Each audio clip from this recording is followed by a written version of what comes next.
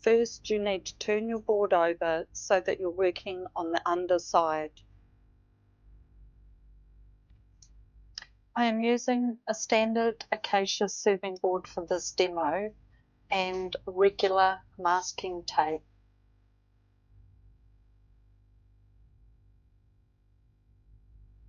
Taping off the back is to make it easier to remove the resin drips at the end.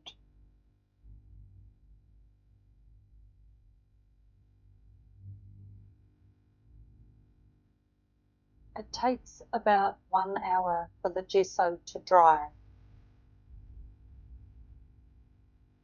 I use gesso to give me a nice white background for my design.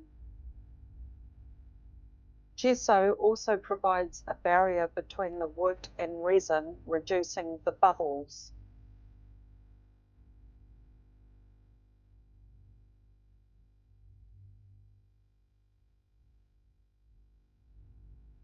Now let's paint the edges. I use standard artist acrylic paints. I have chosen colours similar to the ocean colours I will be using in my pigment paste epoxy resin design.